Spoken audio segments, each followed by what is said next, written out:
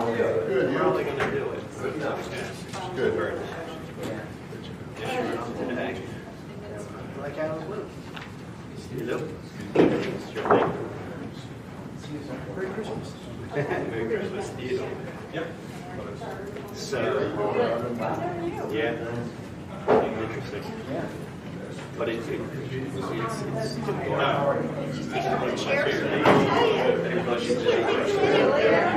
He's going to take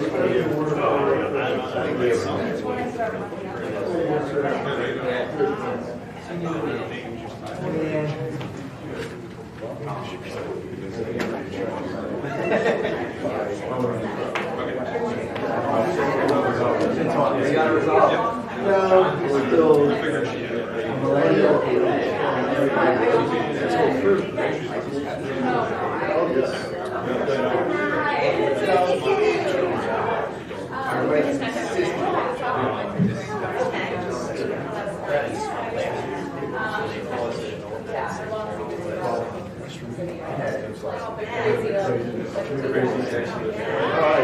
Good. You take care of the dog? Yeah, I know. Were the kids soft? Yeah, it actually was a horrible idea. Oh. The doctor came to our house to do it.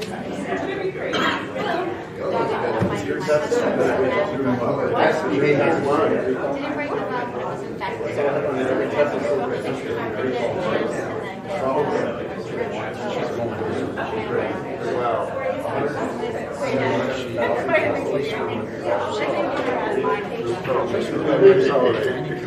We haven't gotten sparks from so much for our time. We do that.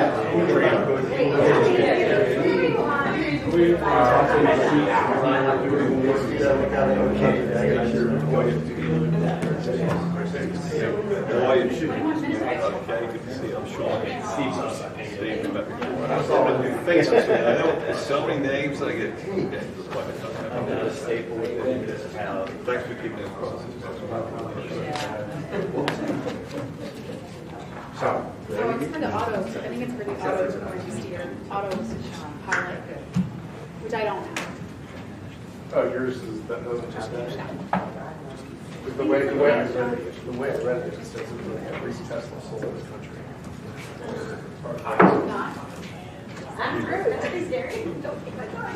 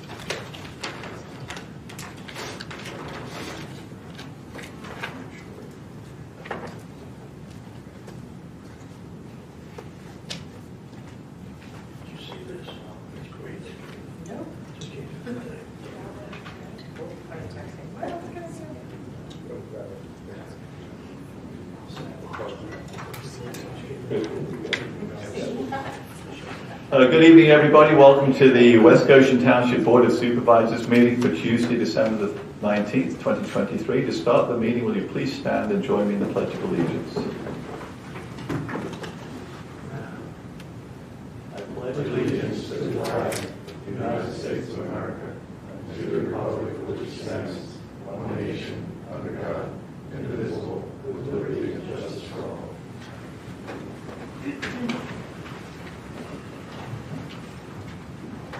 Thank you. Please be aware this meeting is being live streamed on the Township YouTube channel, and the meeting may also be audio or video recorded by people present in the room. Our first item of business this evening is to recognize Robin Stunterbett for her service as a West Goshen Township Board of Supervisor. So, Robin, this is your last meeting, or regular meeting at least. Running and back and forth. Okay. Check on you. You do that. We certainly appreciate it. So, on behalf of the board, Tina's going to say a few words, and we have a certificate for you. So. Now you got to turn it on, Tina. A little slide on it. Trick to it. Can you hear me? No. New battery? All right. Battery. You just have to wait, Robin. All the nice stuff I have to say. It works well. Oh,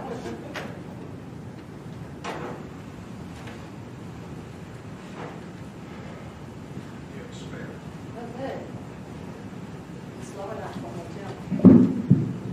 There we go. Okay, Robin.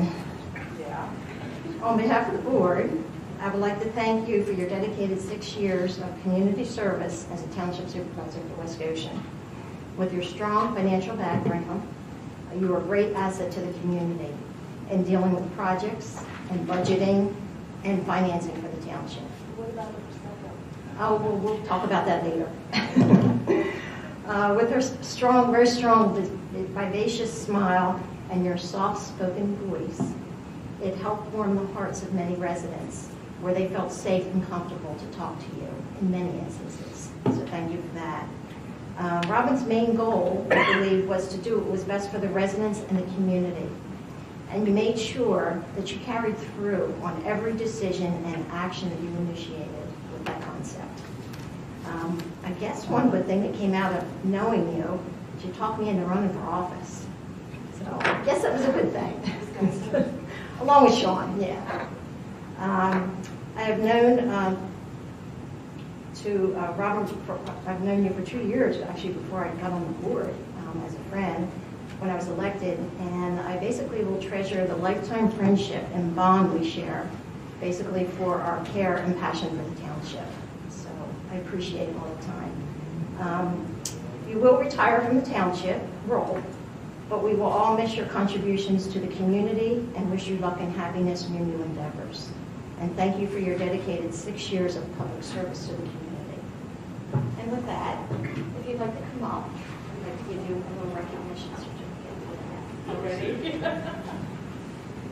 start to come up and take pictures if you have a picture of your family.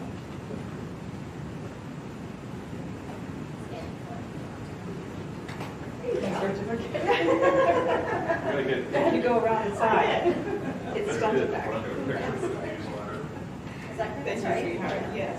What, take pictures? Okay. Here we are. Good enough, right? Yeah, but Well, thank you so much. Robin will take a picture. Okay. Oh, okay. Thank you. Thank you.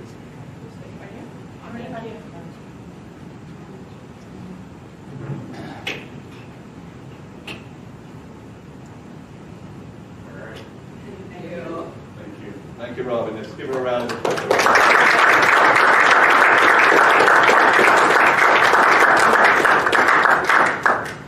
Actually thinking about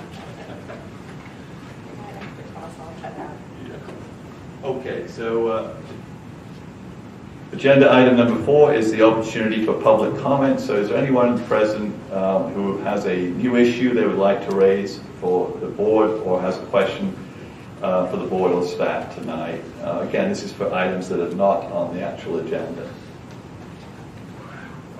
Doug?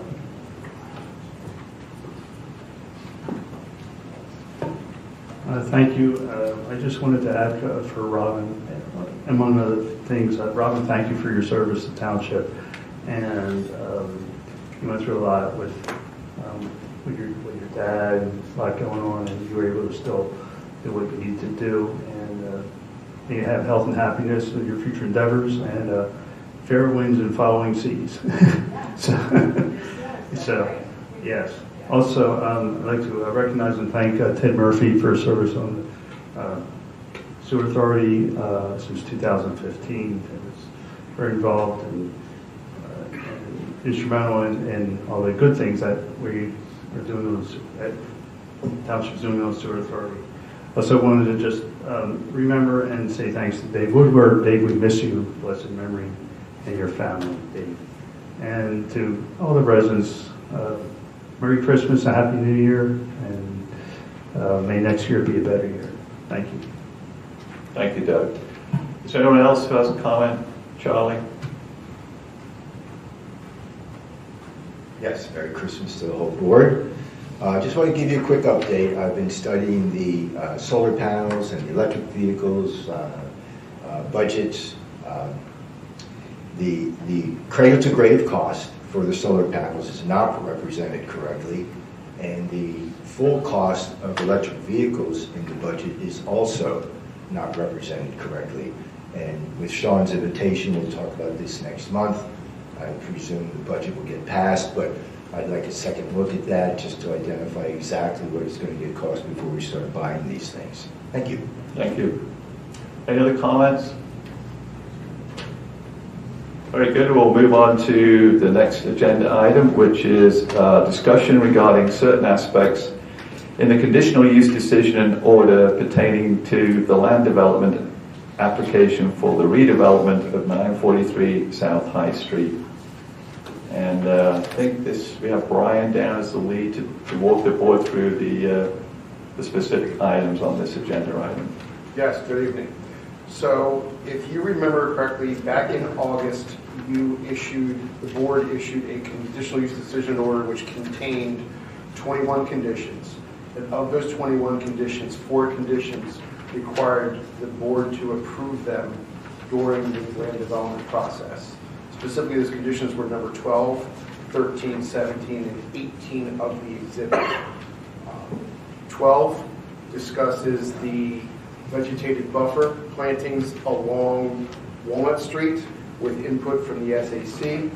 I know the SAC will be discussing those plants at their meeting in January. So that is number 12. What about 6? Okay. Details of signage for vehicular directional signage, facility and wayfinding. That was also supposed to be approved as part of. Oh, I missed that one, sorry. Yes, directional signage, which we can discuss tonight. Number 13, which is the stockade fence, as well as the buffer along Walnut Street. Number 17, regarding the emergency access from Walnut Street through to meet the site access at the self-storage facility. And number 18, which is the location of the make-ready electric vehicle charging spaces. Those spaces are identified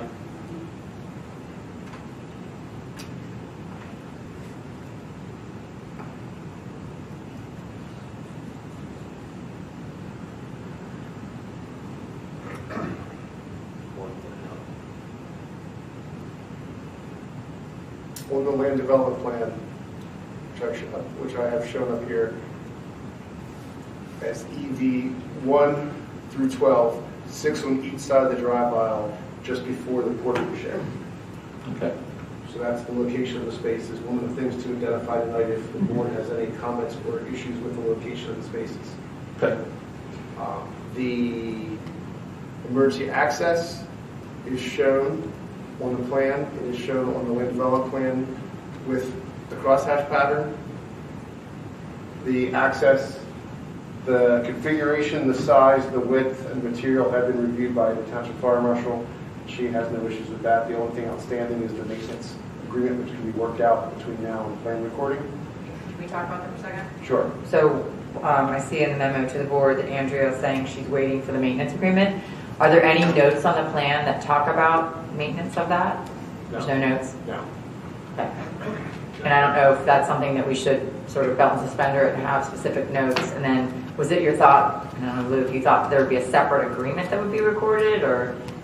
I thought that we would either do it as part of the land development agreement, or we could do a separate agreement. I don't think it's going to be that that long an agreement. I mean, why wouldn't we just do it as notes on the plan? You could do it as notes on the plan if you'd like to do That that. can be fine as well. Yeah. But I some just- sort of agreement that's memorialized and recorded of maintenance of that, also maintenance during weather events, making sure it stays open, and that kind of, those issues that need to be worked out with, to the developer and the fire marshal. Okay. Yeah, I mean, the land development agreements don't get recorded in West Goshen, so I wouldn't want it there. I'm fine if it's in a separate easement or a separate document. I'd want to understand what Andrea would want, so we'd have to have a conversation about what what she wants. We have to make sure it I gets. think she's looking at snow plowing. I think she's looking at eventual repairs that have to be made, to be standard stuff, which will all be the responsibility of the two unit owners. And then they'll have to divide amongst themselves how they're going to handle it. My guess is the assisted living will probably take the lead and be the party responsible for maintaining, plowing, this, that, and the other. And then they'll get a contribution from the self-storage. And now that you say that, Lou, isn't there going to be a declaration that you're going to record? Yeah. So why can't we just do it in there? Do it there. Yeah, it seems like the better place to do Do it it. there. That way, you're giving the township rights, you're identifying the obligation, either of the condominium association or which unit owner it is. I think that's the place to put it. That's fine. Okay. If the board's comfortable with that. That gets recorded. So is there any action on the board tonight, or is that just going to be recorded as part of? I think the that can be a condition of approval, and that before the final plans are recorded, we would have to review the documentation to make sure that the board is comfortable with it and Andrea is comfortable with it. Okay. One clarification, Kristen. It may just be a O&M agreement, because I'm not sure we're going to end up. I don't think it's going to be a condominium regime here. It's just going to be a planned community. Yeah. Okay. Whatever the declaration is Yeah. that you're tying lots together is And fine. the other clarification is that, and I wanted to bring this to the attention of the board, there's a gap right now, not a gap, but there's a chain across, the entrance to the emergency access. And we're going to look to secure that a little bit better. We promised the residents across the street that we would probably make that a gate that's consistent with the fencing, so you don't have this 20-foot wide gap. We'll talk to Andrea about that, but it would be a gate. It would probably be the same stockade material that the fence is made of. It'll look nicer. It'll be more secure also for the residents that are out walking around the community. The chain would work, but it's probably not appropriate for this time. So then how would emergency vehicles have access to it? Is there some sort of control Same or deal. something? The gate would be chained. There would be a chain on the gate, and they could have a lock box, whatever they want. Yeah. It would just look nicer. And it'll block the view, frankly, from the residents' homes all night. I just have one question when I was looking at the information.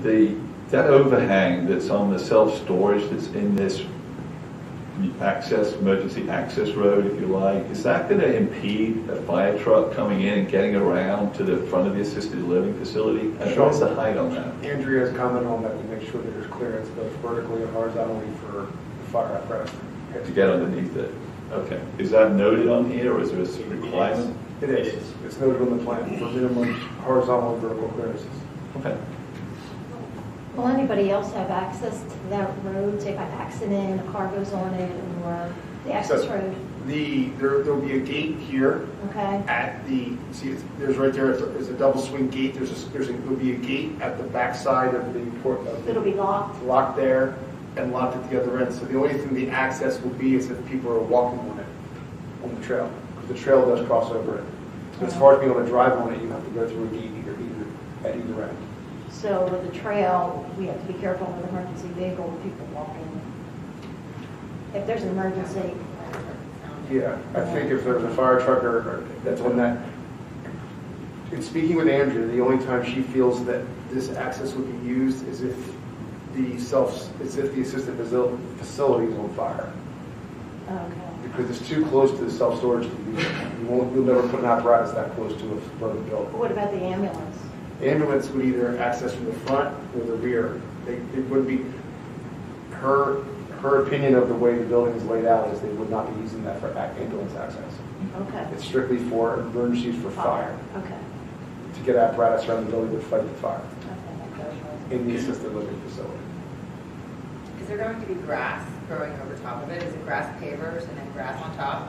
It's a reinforced turf system, yes. So when you say it's turf, it doesn't grow? It's the proposed system that they're proposing will allow grass to grow. So it will be green, it will look like grass, but So it's it has to be designed. mowed?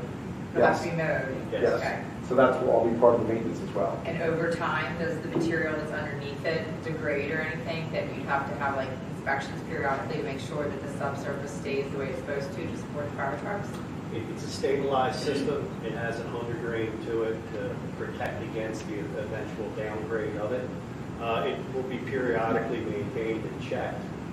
We have the sidewalk, running along the perimeter to help define it. That sidewalk is reinforced beyond, the standard sidewalk specification. But at the end of the day, it will be periodically maintained. But this will all be in that agreement that you're going to develop, okay? Yeah. Hopefully never used. Exactly. Okay, so let's talk about the other conditions that we wanted to weigh in on. So we've talked about the emergency access. I'm assuming the board has no other questions on that. We've talked about a way forward on it. So moving on then, so we also had the stockade fence. Could you just show the board where that is specifically again, Brian, on the plan there? Steve, is that on your landscaping plan? It's shown on this plan as well. It begins at the upper left-hand side of the self-storage facility and goes. So that's at the corner, is that the property boundary where it starts? Correct, Yeah. correct. And it goes along the property line of Walnut Street and actually continues along in the same manner that our landscape buffer is required. And then does it come? It'll come West down, correct, along the boundary, property boundary, turn, and then terminate at the West Township parcel limit. Okay. And what do we have a rendition of it, a design view of what it looks The like? type of fence, I Yeah. believe it's sheet 15, Brian. Because that fence is at the back of some residences, right, on that, not on Walnut Street, but on the other. Their residence is Yeah. correct, on the West Township side. It's a board-on-board stockade fence, 6 foot high. And as Lou had indicated, we are going to swap out the chain break in it along Walnut with a sliding gate, similar in style and height. Just composite material? Yes. Yeah. It's a Trex composite, according to the plan. Is it, what color will it be? We Don't know yet. haven't Okay. defined For that yet. land development kind of color, or we're going to weigh in on that? Is anyone interested in that? My personal beef is when I see these huge white vinyl looking fences all over the place. I don't like them, so. We were saying with the wood color. The wood color. Yeah, okay. Any other questions on this particular condition from the board? This is again the stockade fence, its location around the property. Okay, move on to the next one, which was the designation of the EV parking spots, which Brian's already shown us, but if you don't mind, Brian, just going back to that. I'll zoom out a little bit here for you. Yeah, so that's on the main drive up to the entrance to the assisted living facility. It's on the way in. Are they both visitor and employee parking spots? Yeah, it's not purely dedicated for EV. Yeah, it's the either. general public. Yeah. Okay. And how many they're going to be? 12. 6 on each side of the driveway. Which is what we asked for. Wait, you're saying that non-EV vehicles will be allowed to park there? Correct. Yeah. But from the start, there's not going to be charges, Yeah. just the conduit is there. It's just EV ready. So as there's a demand there, you can install the actual chargers. The infrastructure's there to support that. Is what we've asked for, right? Okay. Any board questions on either the location or compliance? Makes sense. I mean, that would be a good Yeah. spot for either residents or employees to be able to plug in. They're going to be level 2 chargers, electric chargers. There's no chargers being installed in front. No, there will be though, right? In a future date. plan only requires them to install a conduit. Okay. Yeah, the capacity in the electrical system to manage it. Okay. You good, board? Any other questions on that? Okay. The other two were, one was the interest in the types of landscaping in terms of trees, shrubs, etc., where they're located, and the adequacy of that from a board's perspective. We had originally asked for the SAC to weigh in, but our board liaisons with our SAC say maybe that's something they have indicated they're not necessarily that comfortable with doing. Yeah. Do we need to wait for the meeting on the 28th, or we feel tonight the board could weigh in on this and make a decision? I don't presume to say that the SAC won't have anything Okay. to say at their next meeting. I Mhm. know that we were planning to discuss it. Okay. Again, I don't think they have any, they haven't provided me or with any strong list or recommendation. So at this point, really, we could wait for this to go through the land development plan and process. So the plan is ready, the planning commission has made a recommendation to the board to address and issue a conditional approval. They've recommended it to you. Okay. This plan is ready to come before you in January. These 4 items, we wanted to make sure where you stood with them before, in case you wanted to change something, they could go back and change. Address any, these are 5 issues. One of the potentials for a condition could be that any recommendations for plant material from the SAC be addressed by the developer prior to recording. Okay, that's a good That way could be to a keep condition yeah. when it comes before you for vote in January. When do you anticipate this would be ready for recording? Once they receive all outside agency approvals that they're currently going through, you still have DEP and a PDS, correct? So they have to get their NPDS permit and they have to get Talking their... March, April? We're due a review on our NPDS literally within the week, month and a half, we're hopeful. And DEP planning, sewer planning is still outstanding. Correct. That's You're been talking maybe submitted as well. February. Certainly by Yeah. February. I'm sorry. Certainly by February, you should It's our be goal. ready for It's our goal. recording. Yeah. Well, that will be into your next SAC meeting, Yeah, I don't want this to hold anything up. It's not going to hold them up moving forward. They still have to get outside agency approvals. It's just the condition could be that they would Yeah, agree to that's a good way. address forward. any species recommendations from the SAC. Is there any sewer changes that need to be made, piping or in flow or anything to the building? We are connecting to the existing system that Mhm. resides in an easement over the property. As part of HRG's review, our tap in to the manhole, we're going to evaluate the integrity of that structure and make repairs as necessary. Okay, but the flow, the size of the pipe and the flow is adequate for the building? It's all been reviewed, and Okay. you have both adequate conveyance and treatment capacity for the project. Okay. Correct. In an evaluation between proposed use and hotel at its height, we're generating less flow. Okay. So there's only one other condition we need to just review, which is this directional signage to facilitate wayfinding. So There is a detail which I will show you on the plan of the proposed signage. I'll show you the detail and I'll show you where it's located.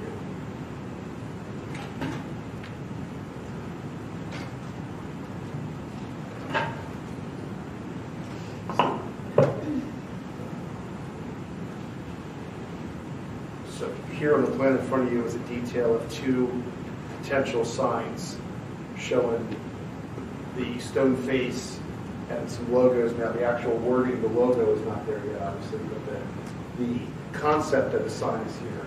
The sign itself has to still be approved through the zoning process for a sign permit. So this is just the concept of the plan. And then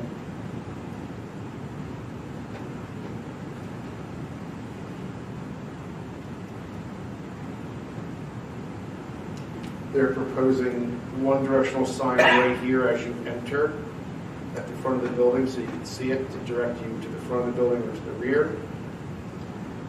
And the second directional signage is directly at the rear. As you come around the corner of the building, there's a directional signage number 2 to direct you to the building or to continue with self-storage. Is that going to be lighted? Is the sign going to be lighted? It is our intention to have it backlit. letter. It has to comply with the regulations to sign the ordinance, so that'll be reviewed at the time. Can you remind me where the memory care entrances? Sam, I'll defer to you on this one, or Steve. Where the memory care, as you come along the perimeter road, which is lower plan left, just before the break, right there, Brian. That's the memory care. Right here? Parking, correct. This is the visitor care, and these are the memory care courtyards back here that are secure. Yeah, and all the residents and families enter through the front. Now, there's two entrances through the rear, and the one at the bottom is your loading and unloading, so food or services. The one to the upper is for move-ins, and then also if there's any ambulance, that's easy access if that's inside the building. That would be the more of a residence utility side, and especially for memory care if they're moving in and out. That's an easier access to that first floor where the memory care units are all on that floor. But residents will not be, those residents will not be accessing in and out of there, walking out. The front entrance will be used for the residents and visitors. So you're proposing putting the memory care sign back here? Correct. Right here. Do you just presume that when people come in and they see the facility sign, that they're going to keep driving and then they're going to see the memory care? If you go back to the detail, the initial sign that you'll come across as you come in off of Stanton Avenue directs you either to the assisted living to the right or memory care and self-storage to the left. Okay, so it says it on that sign, Correct. on the first sign that they see. The first sign is the one Yeah. on. Oh, I see, okay, yep.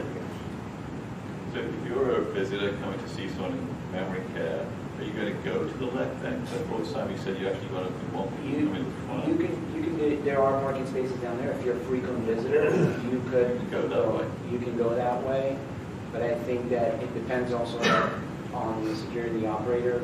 Most of them are going to go to the north, the main entrance, check in, and then they'll be led into the memory care units are closed off. Yeah. They need to come in and check in for them to have. But they would go through the building back to Correct, come back yeah. out.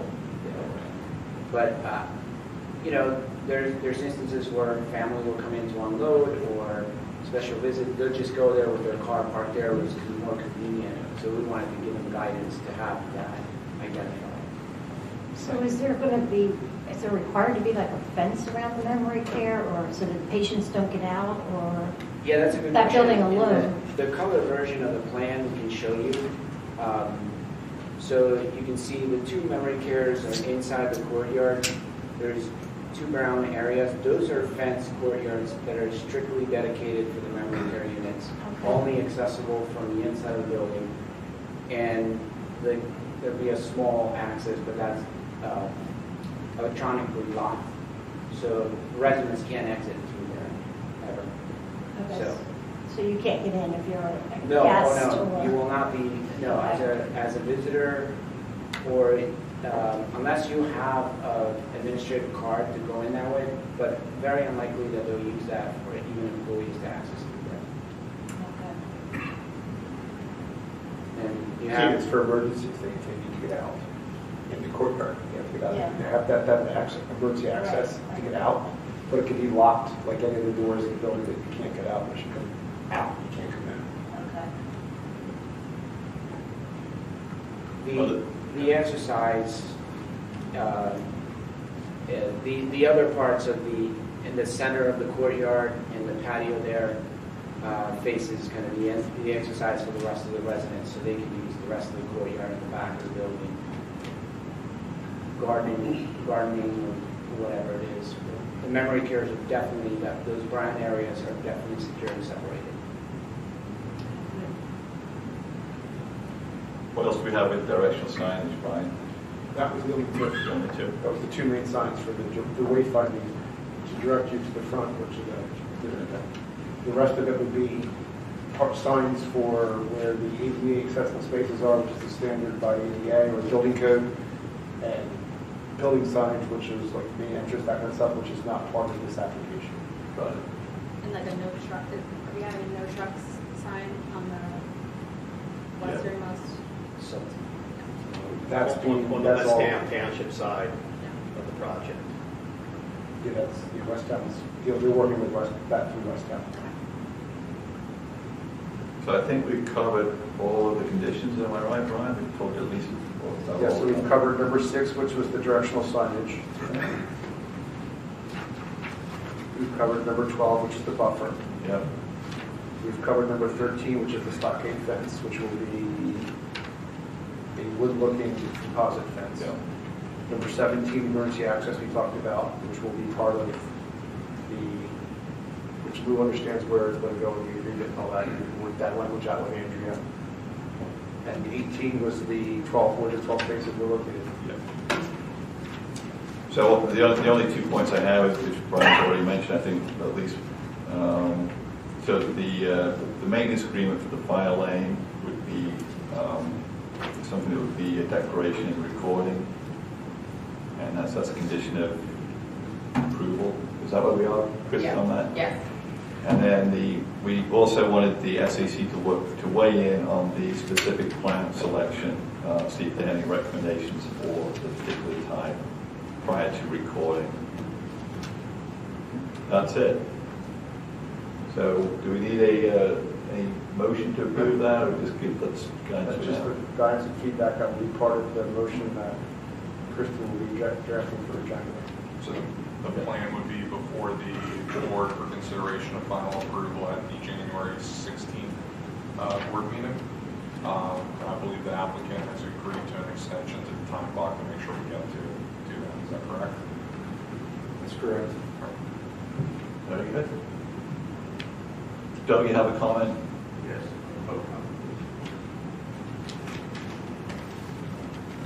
Yes, I'd like to bring up 2 points.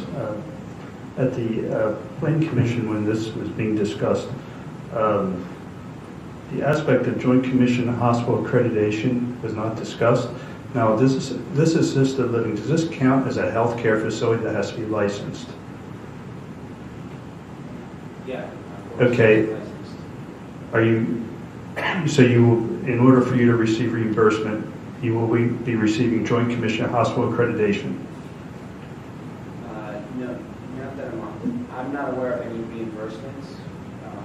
Okay, but as the operator would be submitting for licensing to operate the facility. So it has to be accredited by the Joint Commission for hospital accreditation? We're just the developer. Okay. The operator of the facility, and they seem to seek that accreditation that you're talking about, Doug. That's up to them. Okay. That has nothing to do with what we It has nothing to do with the... Okay, so those approvals, we are out of the purview of the township? Okay, all right. I know when we did the hospital expansions, that those things really didn't come up. Yeah, but it's an assisted living facility, not a hospital, right? It's still a healthcare facility. Yeah, there's state It's an laws assisted that living govern facility. and that's something that this board Yeah. doesn't. So, yeah, there's likely state licensing requirements if they need to comply with. Okay. I just thought that maybe we had to be aware of those things and make sure. Okay. And the next thing is, of course, it's up to the operator, but will you have a kosher kitchen? You're not sure? I can Or- get back to you on that. Or you accommodate Sabbath observant patients? I'm sure because a lot of the dietary considerations by the operators accommodate those for, and there's even services accommodations. So there'll be a chapel? Yes, Okay. in architecture, there's a room assigned for that. Okay. Yeah, so, but I can get back to you on specific. Great, thank you. Thank you. Any other public comments? Very good, thanks. Thank you, gentlemen. Appreciate your time. Thank you.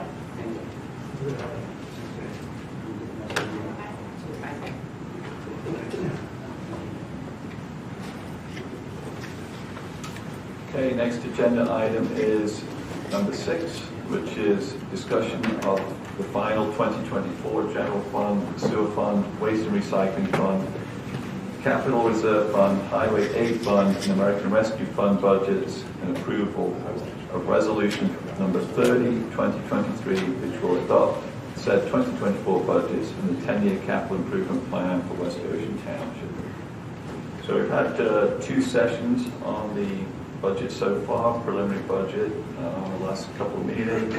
Does the board have any comments or questions related to the final budget that has been prepared in front of us tonight?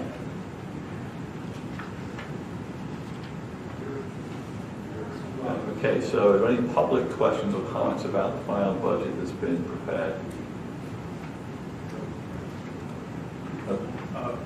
Doug, you have a comment? Question? I guess my only little thing was the hospital, the library, did you increase that? Yes, we increased it to 25,000 from 20. So you had, and you didn't have any stipulations for us? It's a budget approval. We'll certainly be willing to ask them to come and hold an event here at the township if they're able to do so. So we'll certainly follow it with them in 24. But it's not a stipulation. Any other questions? Should I read the resolution? Is that worthwhile, or should we just move to a motion to approve it? Motion to approve. Okay, I'll make a motion to approve resolution number 30, 2023. Okay, so that resolution again is to approve the 2024 budget for the general fund, sewer fund, waste and recycling fund, state highway fund, capital reserve fund, and American Rescue Fund for the amounts as stated. Okay, is there any board comments on the motion? Mr. Chairman, I just want to recognize our finance director, Christine Griffey, and all our department heads for all their work on the budget this year. Yeah, it's certainly seconded here by myself. I'm sure all the board feel the same way. Are there any public comments on the motion? Okay, so we did receive an email comment from Ms. Margie Swart, resident of the township. She indicated that based on the final budget information, she noted that the 2024 budget projects a surplus if you exclude the transfer from the general fund to the capital reserve fund, that there is a surplus forecast of $729,000.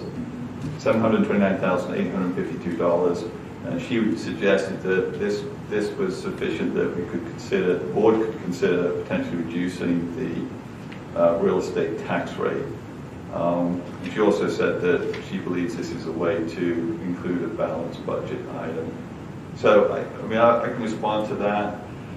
First of all, it is a balanced budget because we are transferring money from the fund, the general fund, to the capital reserve fund. So that is considered as an expense, and that expense is covered by the fact that we have a balance in the fund that can accommodate that amount of transfer. So it does meet that balanced budget requirement. We're not borrowing money or going to the bank to be able to continue the operation in 2024. I personally believe that having a healthy fund balance in both the general fund and the capital reserve fund allows us, the township, to invest in its capital assets, whether that's equipment or whether it's fixing stormwater pipe, doing a solar array project, meeting our MS4 permit requirements. We need to have ability to generate funds to do that. So I believe that having had 14 years of no tax increase on property tax, we're able to do that. We're able to keep the operation of the township going in terms of capital investment because we use surpluses that have accumulated to fund those items I just mentioned. Does the board have any other views on that? I just want to add to that, the $729,000 surplus represents a minimal amount of our revenue of $19,790,000 is like 3.68% of revenue, and that can go up and down in any given year. So to go for a tax decrease just based upon a situation this year certainly is not warranted. I also point out that, the majority of the revenue for the township does not come from property taxes. It comes from earned income tax, which I believe is about 70% of our revenue source. Any other comments from the board? No. Okay, so any other public comments on the motion? Doug? Sean, I would agree about the being very careful of lower taxes because, like John said, that surplus, I mean, is there, it's good, but it can change at any time. And I would only entertain tax reduction if that's a trend over time. And it's clear that it's needed, but just for one surplus in this amount, I wouldn't do a tax reduction because then you'll have to increase it and it gets messy. Thank you, Doug. Any other comments?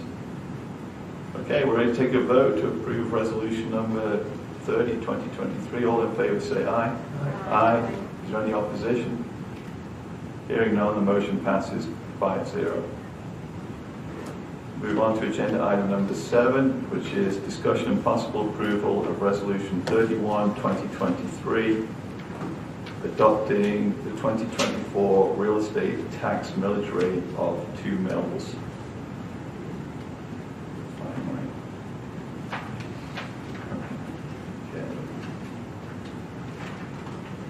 So again, I'm not intending to read the resolution out. It's very straightforward. It was in the agenda materials available to the board and the public.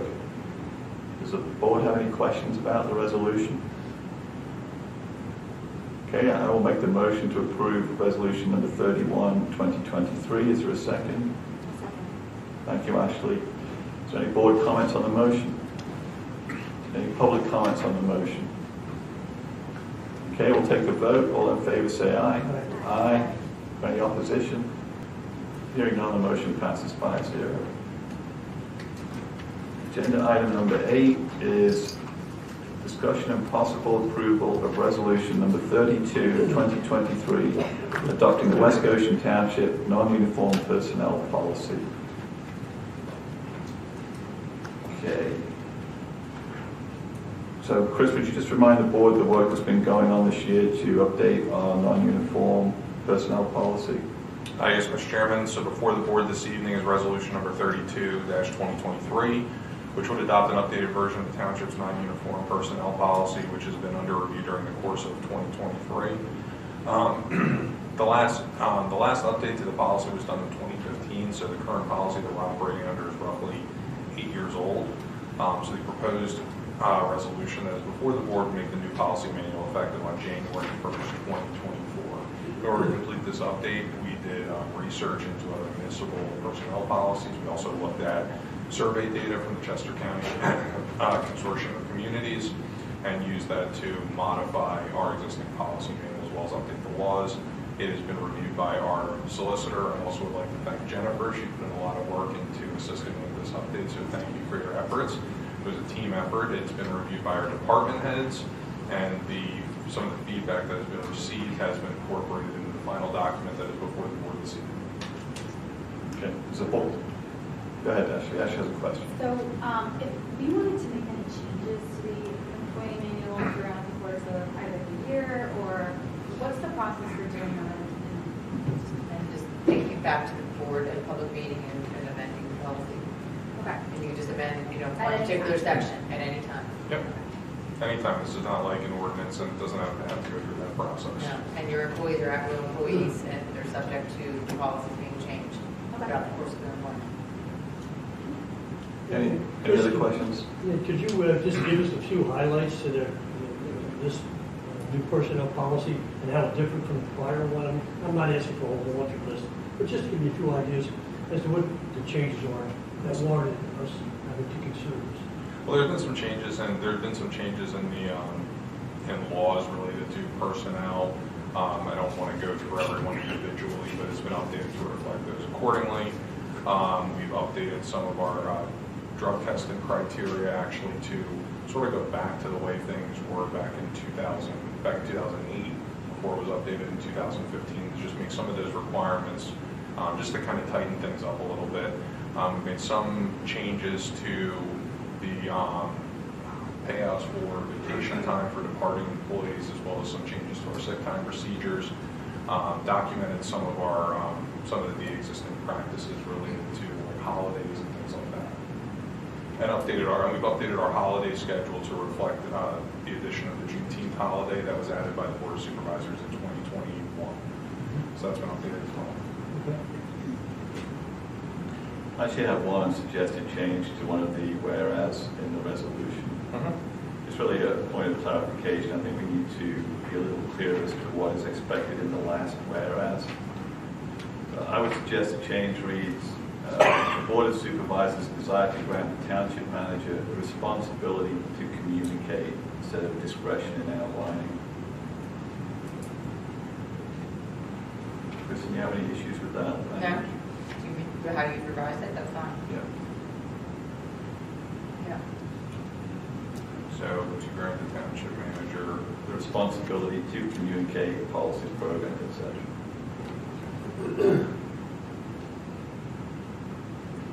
The intention is to ensure this information is provided to all employees through the Township Manager, exercising this responsibility without discretion. Certainly, we can make, we'll make that change, so we won't have it signed this evening, but I'll make that change. Okay. Any other questions from the board? Okay, I'll make the motion to approve resolution number 32, 2023 with the adjusted language we just described. Is there a second? I'll second that. Thank you, Tina. Any board questions on the motion? Any public comments or questions? Charlie? So, it's not really clear it's not marked on this document, what's been changed or not changed. So how do you plan on training all the employees to the new information? Chris, you want to describe that? Certainly. The department heads did get a list of some of the major changes, and we're going to have monthly department head meetings, and it's incumbent on the department heads to educate themselves. A lot of our department heads have been here for several years, so they'll be able to identify some of the changes that have occurred. So we're going to do a training session with the department heads, and they're the keepers of the information in which to relay it to their respective teams. And is that training documented? Do they sign off? I'm thinking businesses, they do the training, everybody has to sign off that says they did training. The employees themselves are required to sign off acknowledging that they reviewed and received it. Every employee will get a copy of this, and they have to sign that they've read and understood the contents of it. Any other questions? And that's the existing practice. That's been the existing practice that's been in place for decades. Any other questions on the motion? Okay, we'll take a vote. All in favor say aye. Aye. Is there any opposition? Hearing none, the motion passes 5-0. Next on the agenda is item number 9. Discussion and possible approval of ordinance number 10, 2023, amending chapter 78, vehicles and traffic of the West Goshen Township Code of Ordinances. And I believe this is a follow-up. We previously authorized advertisement of this change at a prior meeting. I guess tonight, Kristen, we're just here to review and potentially approve this. Right, because it's a ordinance amendment, had to be advertised in the Daily Local News, and we also sent a copy to the Law Library and Daily Local. These were changes that Brian suggested to me. I guess as new streets come in, new stop intersections, and then speed limits. And also, I guess the police had asked about the no parking at the West Goshen Community Park. So those were the 3 changes that we've added. And routinely do these in December when new parking regulations and speed limit regulations have to come into place. Okay. Does the board have any questions or concerns about the proposed amendment? I thought Chatwood was already 25 miles per hour.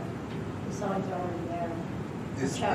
Chatwood is the Chatwood cul-de-sac off of Westchester Pike is not having speed limit signs on it. Just the Chatwood Road itself. I'm thinking of South Concord Road. Yeah, it's Chatwood. It's the cul-de-sac. It's the last road. If you're heading west on Westchester Pike towards the borough, right before you get to the 202 north on ramp, there's that little section of Chatwood. It's a cul-de-sac. There's not a speed limit sign on that No, on the cul-de-sac. right-hand side, heading west towards Westchester Pike. Is that what's on the right-hand side, heading west? You know, Westchester Pike, you turn right on the Chatwood. Yeah, okay. There's not a speed limit sign on that road. Okay, I'm thinking of South Concord on the other side of Chatwood. Okay. So that's 25 there, right? Okay. I don't think that is Chatwood. What's the, at the, putting the stop sign at the intersection of Holly Road and Richmond Road, is that something new, or is that something that's already been there? I mean, what's the driving reason for that? Either end of Holly Road has a stop sign, it never has. The local residents have requested the stop signs to be put in there because of new turnover. The thing people don't realize that there isn't a stop sign at that intersection. So Holly Road is a T intersection at each end with Richmond and Farmington. And there's never been stop signs there, it just was always functioned as a stop sign. But with new residents, they've been having some issues. So that was a request from residents, as was the Chapman stop. Speed limit was requested by the residents of Chapman. Where's the Hollywood?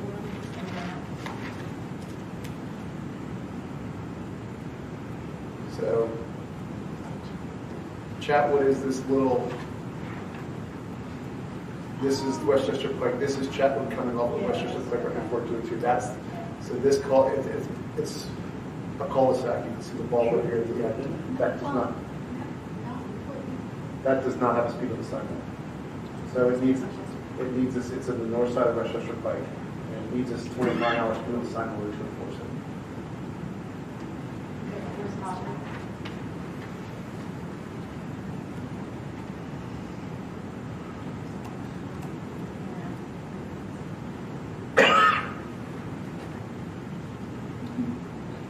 So Holly is this little loop road that comes from Richmond to Farmington Lane, and either end of Holly has a stop sign.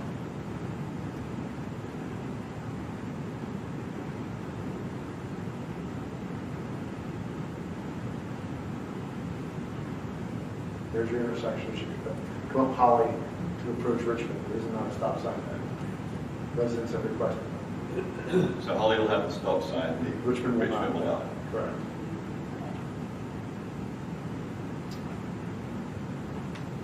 Any other questions? And then the third intersection is where East Virginia meets Garfield, which is where Shrine is. That I almost got hit there. When you were raising that, I turned to go to the community warehouse, you go there, and it is very confusing. Who has rights of way and where you're supposed to go. So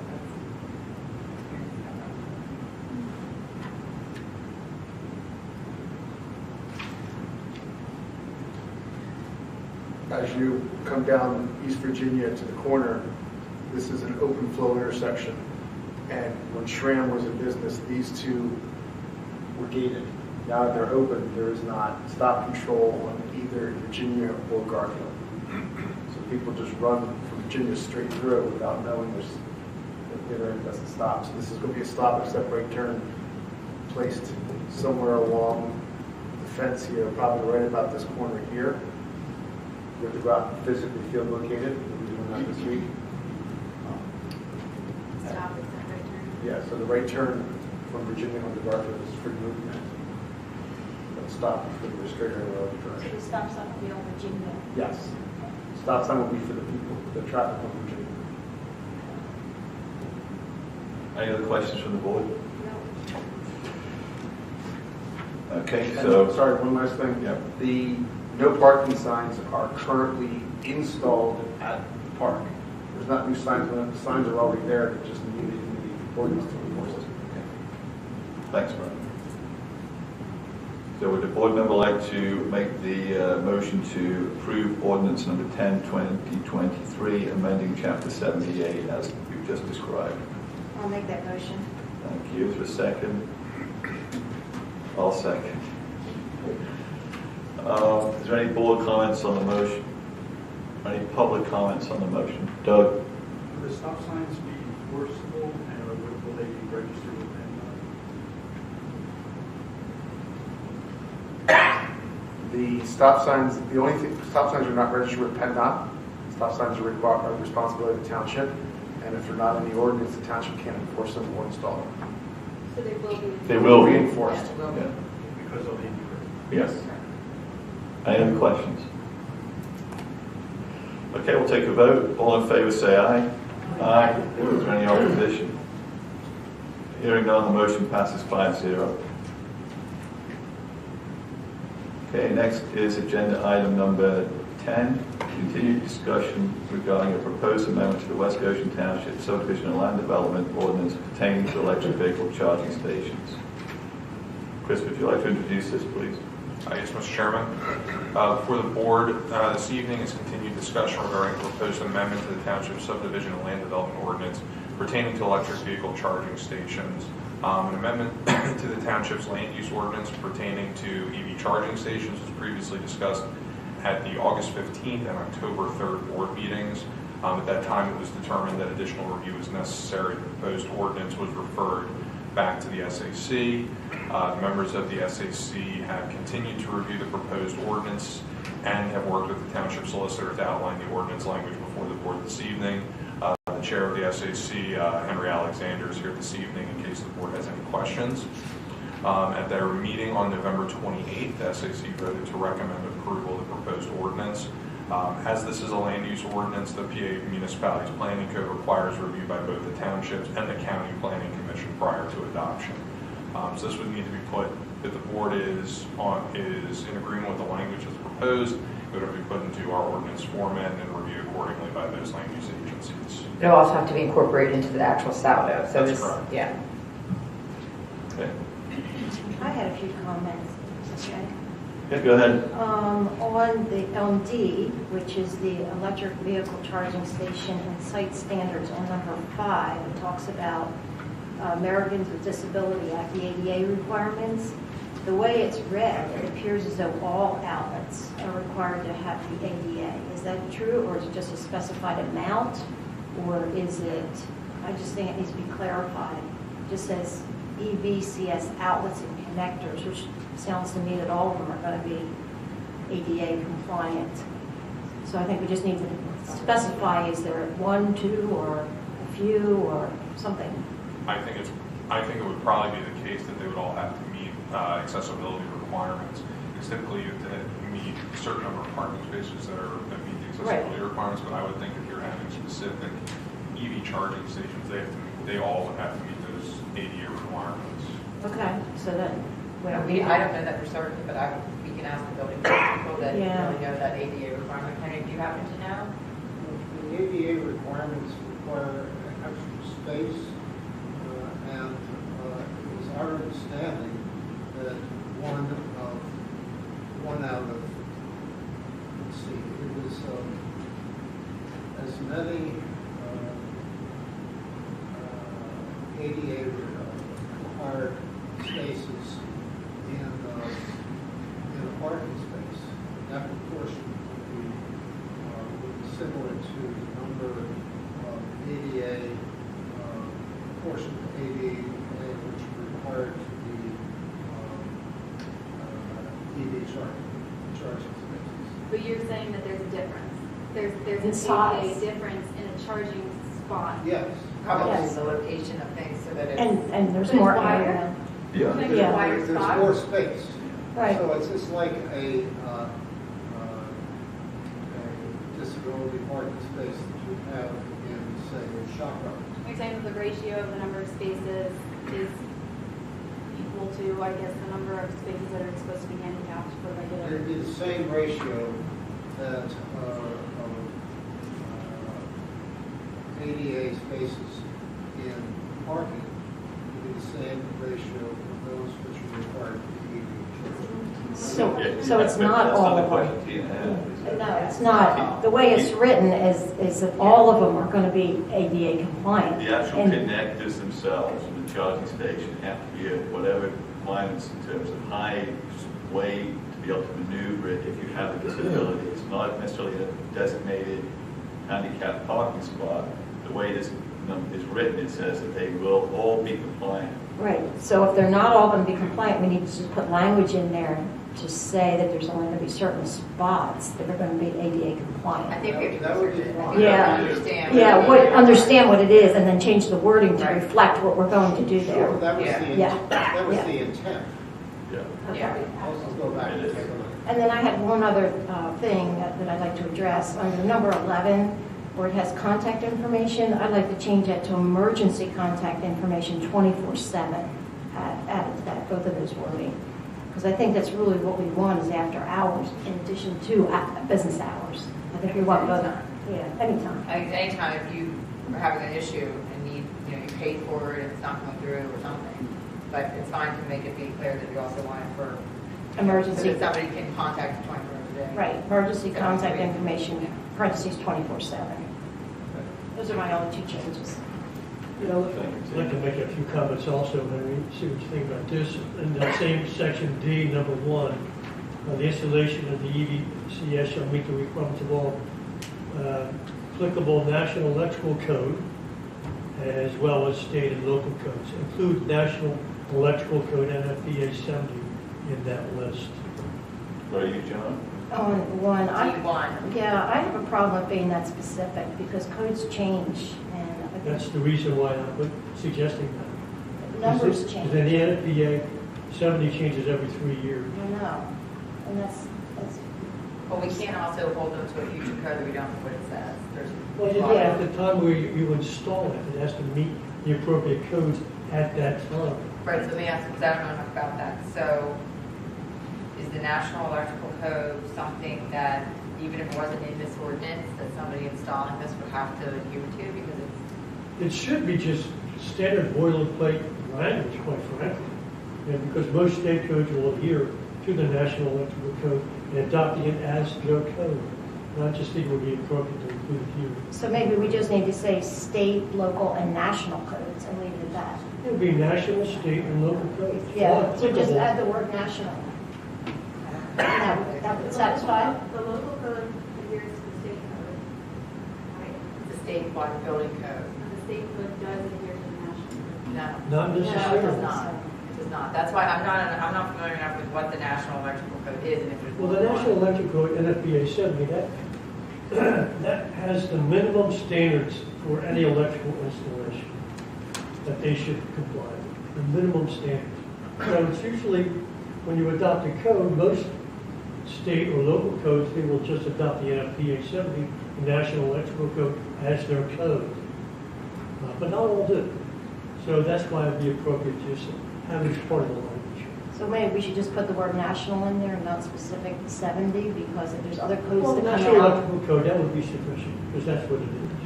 But there may be other national beside electrical that should be included. So if we put national, that will cover everything. If He wants to say if you National Google Electrical. National Electrical Code, you should come up NFPA 70. That's the specific designation. So that's one suggestion I have Henry, for that. Again, that would just making these installations be adhering to the minimum standards. Excuse me, John. Our ordinance in Chapter 39 has adopted the International Electric Code. What exactly is the international That's electrical code? That's what's part of the statewide building code. Yes. That's what our building code requires, compliance with the ICC electrical code. Yeah, the International Electrical That's part Code, of the state code. So I don't 2003 know how that edition. complies with national. That's an, which I don't know what that consists of. Why don't we do And this? Can we get you that code, that ICC code, and see if it covers what you're thinking? Well, you would have to do a comparison, I guess. Somebody who's capable and has the expertise to do that. The National Electrical Code is the standard that people follow in electrical installations pretty much everywhere, or should. We adopted something different. This code, the ICE code, right? ICC. Is it ICE or IEC, the International Electric Code. So we've It's used part that. of the Uniform Code Construction. It's So part that's of the what, if you're ICC. building something in this township that requires an electrical component to it, that's what we're asking you to follow now. Yes. So It's in- there's ordinance nothing, is is there anything adopted. unique about this that would require an I national think code the instead of that? IEC references the natural code, but our ordinance specifically states which code to So follow. how do they reference it, do you know? I don't know Do the they code cite it itself. as the standard to which they subscribe to? But your code, you have a chapter of your ordinance, Chapter 39, Electrical Standards, and in that it says, "The Board of Supervisors of West Goshen Township hereby adopts the International Electric Code." That was required when we opted into the statewide building codes. The statewide building code is not just the building code. It's the building code, it's the residential code, it's the plumbing code, mechanical code, electrical code. So there's a whole host of codes that are adopted as part of statewide building code. I do agree, I think that John's right, or Brian's right, that Yeah, that's a electrical building code does make reference to this NFPA. Yeah, just do But it. I don't know specifically what it says too about electrical charging. We're talking about specifically, yeah, right. I'm referencing a specific electrical code. Doing a quick search, the International Electrical Code does make reference to NFPA 70. However, again, I'm not an expert in this, so we can talk to Andrea or John or Mike in our building department. They would probably know best. Okay. Just got to make sure the right standards are being applied to it. Those standards would all be encapsulated in the process of the permits to actually install it. Those are the permits those are the standards that the actual installation is reviewed under. They don't get to that level of detail in a subdivision or development plan, as in the permits that are in for the installation. So if you're going to install a charger, you need to get an electrical permit that's reviewed, approved, and potentially a building and mechanical permit, depending on how you're doing it. And that's when that is reviewed by the building code. That's part of the permitting process, correct? Yes. So we're talking about an ordinance, so. Yeah. But the we're trying ordinance to you're set talking the about standard would be, within the ordinance. I think the standard is just applicable state, federal, and local codes, because the building code allows the township to adopt stricter standards. That's the middleman. It's not true. That's absolutely not accurate. We're not allowed to adopt stricter standards. We have to adopt what's in the statewide code. You're not allowed to vary from that, unless we had it adopted prior to 1999. Okay. So my recommendation is this: we talk to Andrea tomorrow, and we find out if the electrical code that we have currently has any standards on electrical charging stations. If it doesn't, then we'll find out what the NFPA says, and we'll get back to you. Sounds good.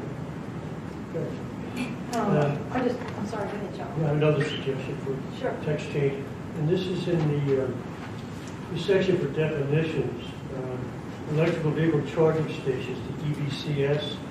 Just the text here, it's a little awkward.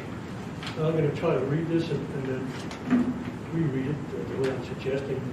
Or apparatuses installed specifically for the purpose of transferring energy between the premises wiring and EV that has its primary purpose the transfer of electrical energy to the battery of an EV. So it sounds kind of redundant. What do you think, Henry? We change the wording to say, or apparatuses installed specifically for the purpose of transferring electrical energy to the battery of an EV, and just kind of tighten it up a little bit. That makes sense? Yeah. Or am I not missing, or am I missing something? I don't think so. No. It just seemed a little redundant the way it was written. Did somebody get that change from John? I did not. All right, I'll repeat it. Installed specifically for the purpose of transferring electrical energy to the battery of an EV. And it's striking the rest of that. The rest of Just the transferring energy between premises wiring and EV that has its primary purpose really struck.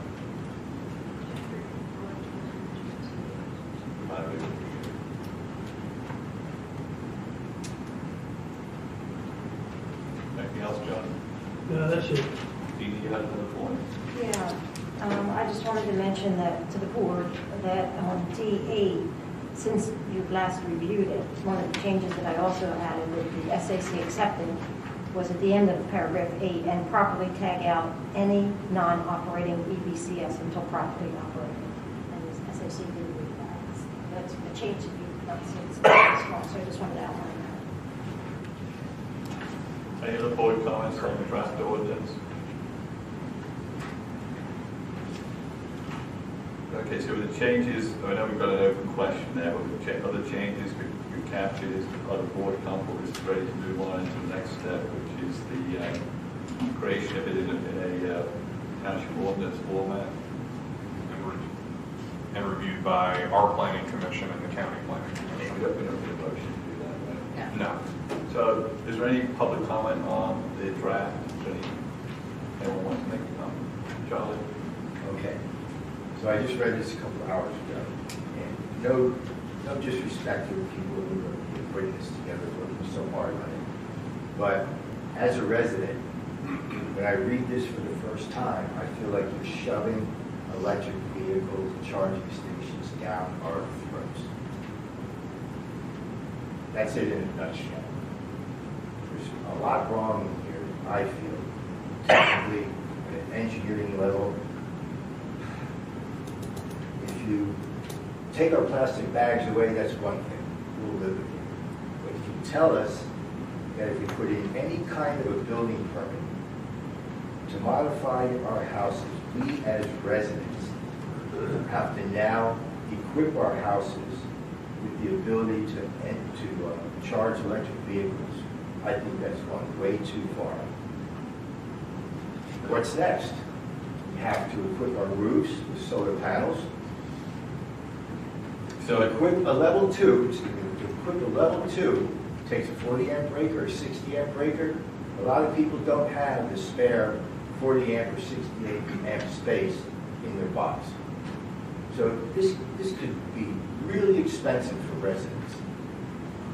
You can tell a business to do it, and I hope they push back just as hard as residents do. The electrical vehicle market, as I've said in this room, is shrinking. There's a lot of problems with it. It's only one part of the entire market for vehicles. There's electric, there's hybrids, there's gas. We're not mandating that people put gas stations in their houses. Why would we mandate that people put electric charging stations in their houses? Why do we have the right to tell businesses, which I'm looking at trying to buy a business in this area, a building in this area, why would we tell people who are trying to occupy an old building with cars and garage space and say, oh, since you're moving in, now you owe us 2 electric vehicle stations. I think we're going way too far. I would rather see the ordinance formulated to say, if you choose to participate in the electric vehicle market and you want to install a station, you as a business, you as a resident, then here's an ordinance which sets the parameters for how we want you to do it properly. And it goes way beyond that. And so as you're doing your reviews in the future, I'll have more than 2 hours to take a look at this. But there's a safety aspect to this. You're going to mandate that they have the ability to fight a lithium battery fire. I don't know if anybody knows what that really is just yet. How close to the house?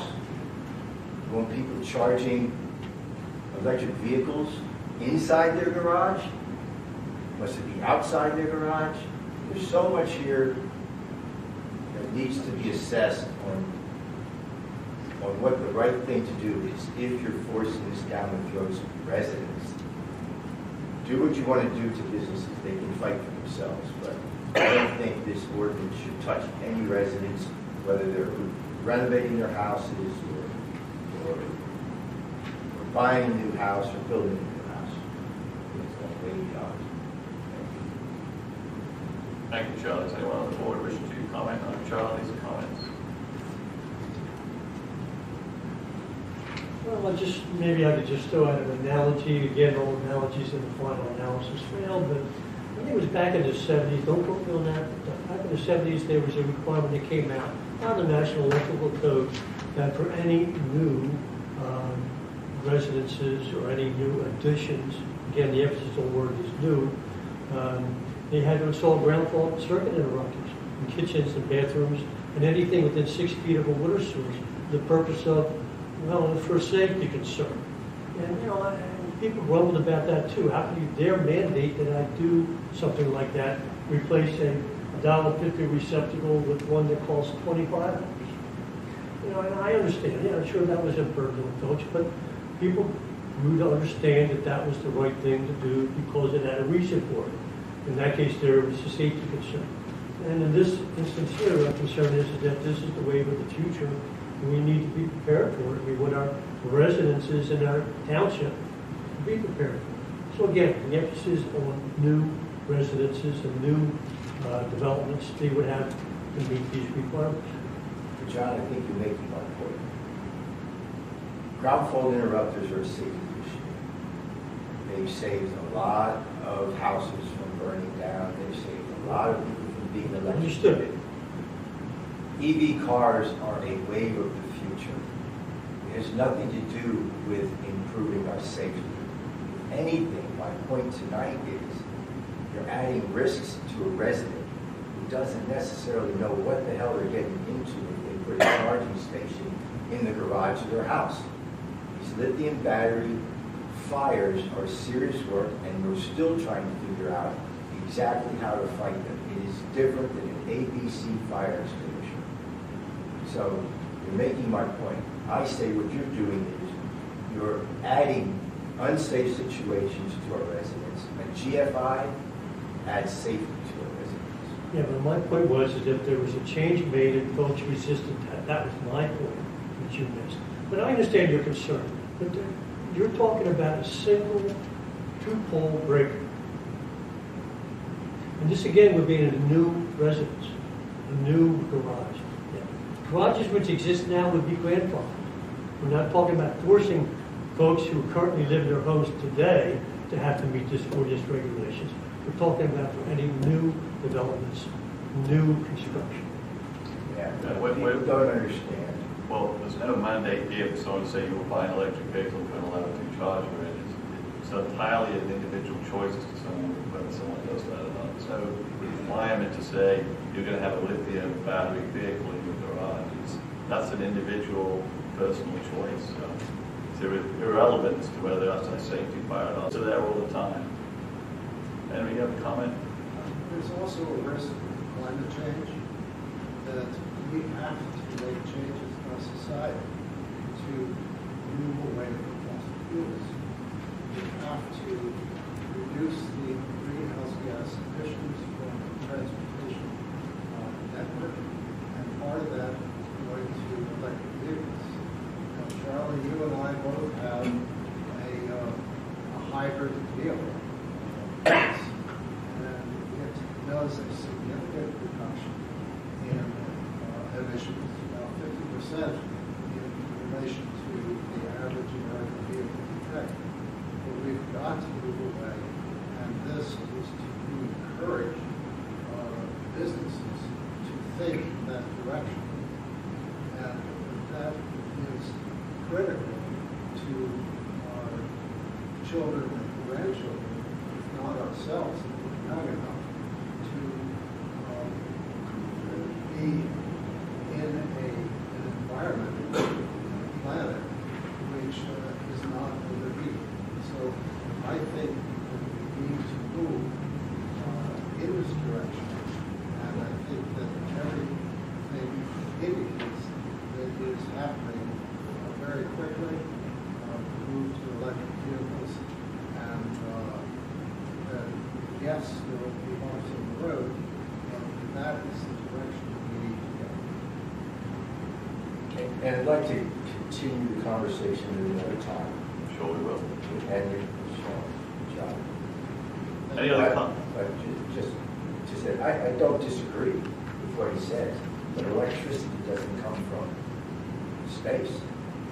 70% of our electric produced by PICO is fossil fuels and nuclear, and I know people don't like nuclear. Nuclear is not going to be around forever, so you're just producing electricity someplace else using fossil fuels and coal, some renewable, no doubt. It's not a net gain. So there's so much more. There's so much more. Okay, let's kind of wrap up where we are with the ordinance. We can obviously have long conversations on the other topics. So is there any other public comments about this draft at this point? I actually had one, Sean, that I forgot. In number 5, on it would be B5. B5? Yeah, B5.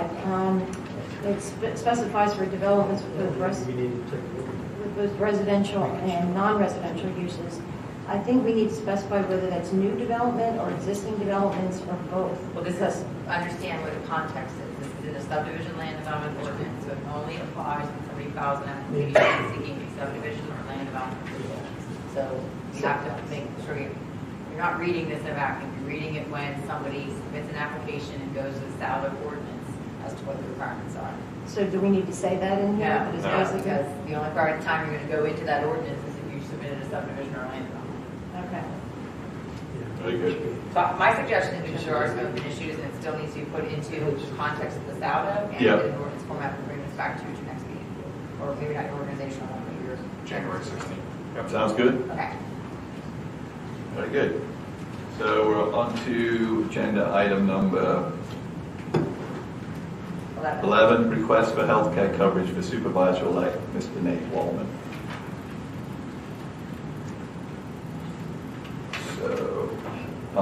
So we have requests for Mr. Wallman when assuming the office to be covered under the second-class township code, section 606C1, which permits an elected official from participating in the regular health insurance programs that are available to all township employees. And there's a letter from Nate requesting that such coverage. So I will make the motion to approve Nate for the healthcare coverage as of January the 1st, 2024. Second. Thank you, John. Any questions or comments from the board on the motion? No. Any public comments or questions? Very good, we'll take a vote. All in favor say aye. Aye. Is there any opposition? Hearing none, the motion passes 5-0. Next is agenda item number 12. Discussion and possible awarding of a professional services contract to recreation planning for the development of a park, recreation, and open space plan for West Goshen Township. Chris? Mr. Chairman, before the board this evening is consideration of awarding the contract for the development of a park, recreation, and open space plan for West Goshen Township. The township was awarded a vision partnership program grant from Chester County in the amount of $45,000 for the development of this plan. A request for proposal was issued and responses were received on August 17th. We received 8 responses, and I listed the firms in the memo that was provided in this evening's meeting materials. We selected 4 firms for interviews, which were HRG Inc., YSM, Faircloth Design and Planning, and Tool Recreation Planning. There was a group that consisted of 2 members of the Board of Supervisors, Ms. Smith and Ms. Gagne, and 3 members of the Park and Recreation Board to review these proposals, and we conducted an interview process. And based on a review of the proposals and sample documents that were provided, the recommendation is to award the project to Tool Recreation Planning, and I provided a copy of the proposal document to the board. Thanks, Chris. Does the board have any questions about their proposal or the process that was used to select the recommended provider? I have one question relative to, does anyone talk to our friends and folks at East Goshen Township? I see they were one of the townships they've done some work for. Yes, so Ken Lear, our Park and Recreation Director, did reach out to people about their experiences with both.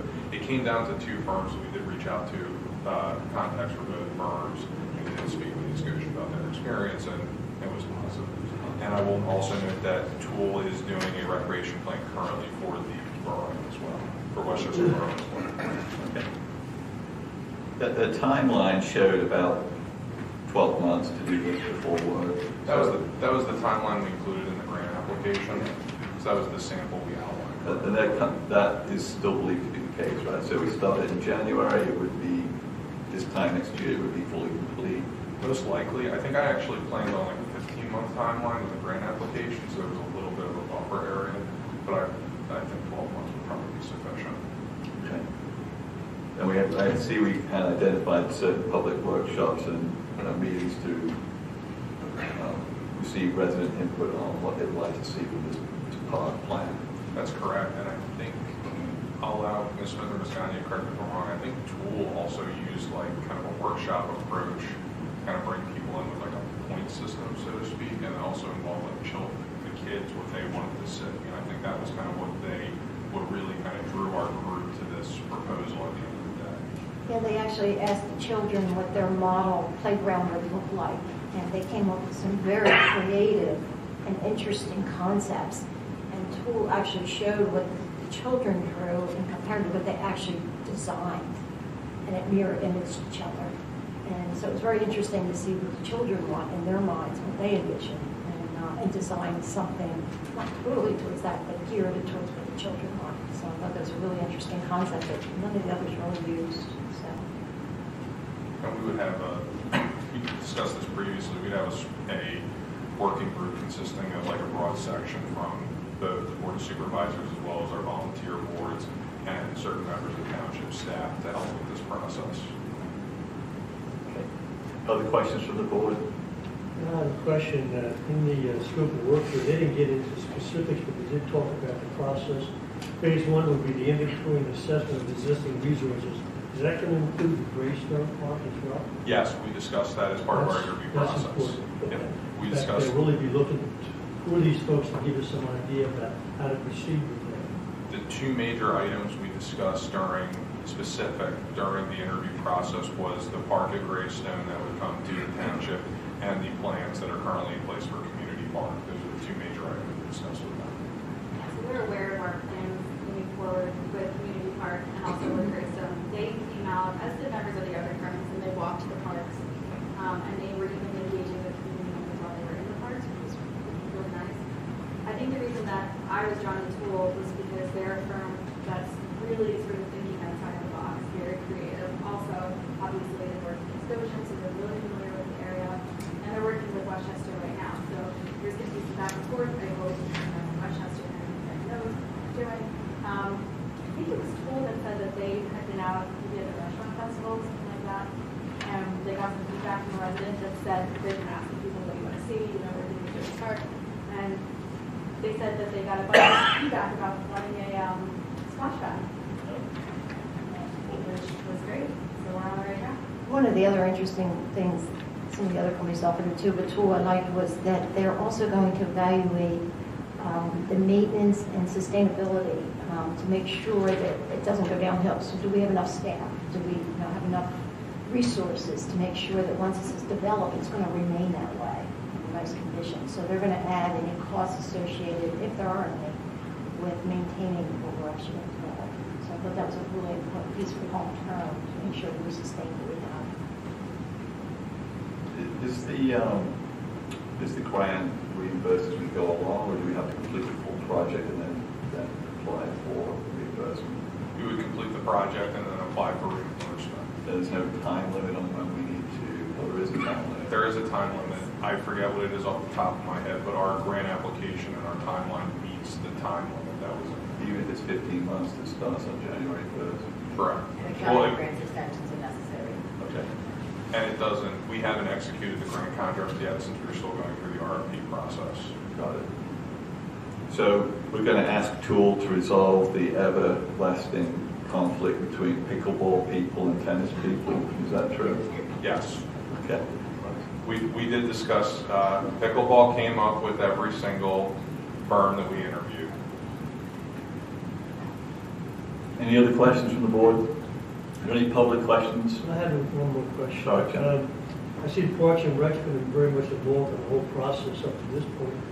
How are you going to involve the Friends of West Goshen Parks with this whole effort? Well, Seems to me they would be very interested in the application.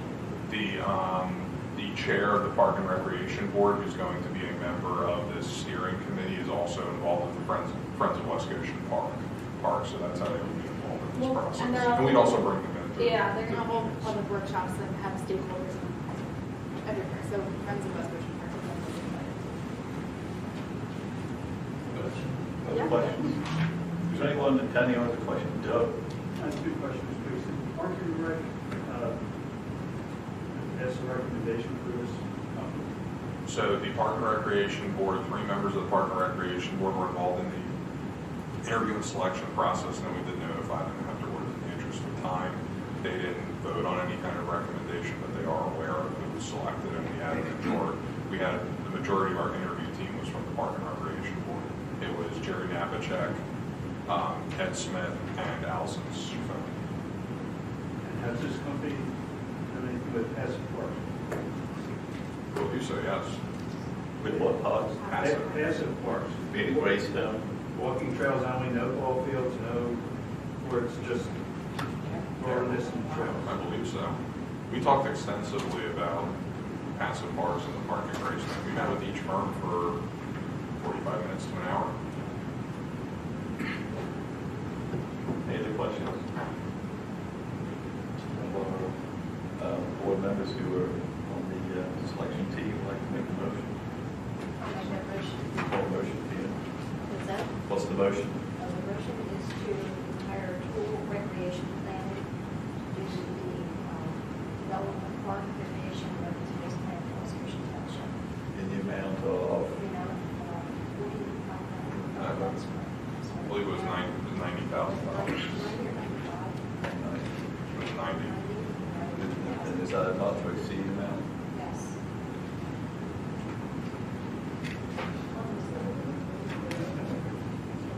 Oh, sure. Put the budget in the project. Yeah. Chris, is that a not to exceed? Yes, but I'm trying to look up the exact amount. One was like 80, one of the pools, 80, The board can, yeah, the lump sum price is not to exceed $90,000. That's in their promotion motion. Yes. Is there a second? Peter made the motion, Ashley seconded. Any board comments or questions on the motion? Any public comments or questions on the motion? There's some grants paying for this? The Vision Partnership grant is covering 50% of the cost. We'd already got that approved, it was already awarded to us a while back. And just so the board and everybody is clear, this is going to be an addendum to our comprehensive plan, because that allowed us to get more funding for it. Any other questions? Okay, ready to take a vote? All in favor say aye. Aye. Is there any opposition? Hearing none, the motion passes 5-0. Agenda item number 13 starts our reports for the month of November 2023. Police report presented by Chief Carroll. Thank you. The report for the police department for November 2023, we responded to 2,032 calls for service, 47 alarms, none of which were valid, 65 accidents, 26 of which were reportable accidents, and we drove a total of 20,251 miles. We performed extra traffic enforcement on North New Street, North Five Points Road, Grove Road, South Matlack Street, Rosary Lane, Westchester Pike, Snyder Avenue, Taylorsville Road, and Airport Road. We continued most of our normal monthly trainings and added in continuation of our department-wide emergency vehicle operation training and our fall range training. Lieutenant Grandizio, Sergeant Greiser, and Sergeant Holman attended FBI LEADA executive leadership course, and Officer Ashton Spigarelli attended TASER instructor training. We performed 32 assists to other agencies for a total of just shy of 19 hours and received 10 assists from other agencies. In the area of alarms, we had 5 alarms this month that were considered at the highest fine level of over 6. I'd be happy to answer any questions. The assist to and assist from, I know we've been tracking it for a little while yet. Still not long enough to get any trends at all. So I'm hoping to have something for you when we do the year-end report next month. The assists, specifically this month, the assist from were much lower, but assist to is pretty consistent. I have a question. I noticed you, under Assist 2, you had language interpreter. Was there many of them instances where you needed to get an interpreter? Many. I mean, there were definitely some, but I don't really consider many of the 32 a couple. Okay, that's helpful. Absolutely. And we have one Spanish speaker in the department, and he gets requested to go other places too. So it's quid pro quo. Okay. Any other questions for the chief? Well, for some of these false alarms, especially the high numbers, the ones 7 offenses, 500 hours a pop now. Are you having trouble collecting the fines from these folks? I mean, are they, even though they're being fined, are they balking on paying the fine? No. We have a couple outstanding where we send a follow-up letter to receive money back. There's only one that has a substantial amount of money owed. So we'll see how that pans out with them, but most people are paying the fines. What's the question I have? If in business, let's say, and I'm assuming it's a business, I believe they all are high offenders, if they don't pay up, what recourse do we have? Do we take them to court? I mean, what's the next step? That a civil follow-up would be the next step, which we try and avoid. We haven't had to do that yet. We'll see what the future holds as the monies get higher. So they'd just be given a civil citation for... Well, Is it a civil fine? Is it a civil judgment? Fine. So I don't know the Yeah, we'll take a look at that. Depends on if it's civil or criminal. It's definitely not criminal. So then it's a judgment we can steps to execute against the judgment. And when could we do that? Like after 7, after 4, after? I would assume you could do whatever you want, but there's going to be a point at which it costs you too much money at what you're getting, so we have to figure out what that. They're saying we don't have a problem really, yeah, there's some dues, but no one's got 50 of these piled up. No, not at all. I think the worst person right now is $1,650 owed, and then the next person is $150. And I say person, but they're businesses. Yeah. They have like, what, 30 days to pay the fine and what's the time? I mean, we've never had to go to judgment. We've always been able to get them to pay, and sometimes it takes a while, so we're going to keep trying that. It's free when I try and get it that way. I'm trying to understand the ordinance. Do we have something written in the ordinance to give them a timeline, a definite time to respond to a citation for a fine? No? It's just open-ended? No? I have to look at it, John. I'll look at it and report back to you. I don't think it's open-ended. I think it falls in a chapter that has a violation and penalty section that has a procedure spelled out. Okay. So I'll take a look at I'm it. curious to know what that is. Sure, I will report back to you guys. Just remind me, remember when we changed the fee schedule to the middle of the year? May 3rd, I think it went about like May 3rd, May 5th, something like that. Okay, to the best of your knowledge, it's not really affecting behavior at all. So same period from May 3rd till November 30th of 22 versus 23. 23 had 10 more alarms than 22. So not a significant change either way. Yep. But the fines owed / collected are exponentially higher. Other questions for the chief? Is there anyone attending who has a question for the chief? Jeff? Yeah, my name's Ed Mayer. I live on 3 Yorktown Avenue. Are these commercial alarms or are they residential alarms? So it's both, but the high offenders are strictly commercial. The most offenses we've seen since May on a residence is 3.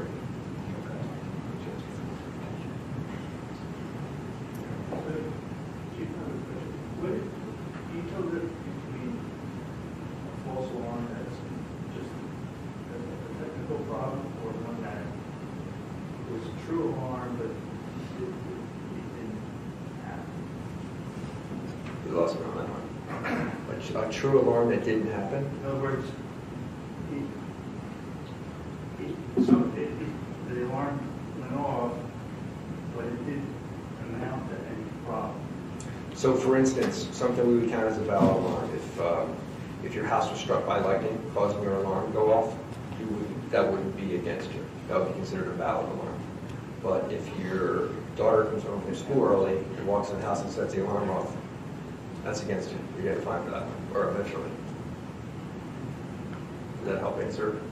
Yeah, so it would be accidental trip versus a technical problem with the alarm. So technical isn't necessarily always valid. If your alarm system is flawed and you're not getting it fixed, that's not a good excuse. You need to get it fixed. Just a reminder, Doug, the first 2 incidences of an alarm, that there's no penalty associated with it, so you have a chance to, you've got a problem, even if it goes off again, you still got a chance to get it fixed. Any other questions for the chief? Thanks, Chief. Appreciate it. Thank you. Obviously, in our packets, we get the monthly information from our EMS provider, Good Fellowship Ambulance, and our fire and EMS provider, Goshen Fire and Westchester Fire Company. Does any of the board have any follow-up questions for those units? No? All right. And we will move on to Board of Supervisors announcements, agenda item number 14. I'll start on my right. John? I'm surprised you always start on the left. I only have one thing to announce.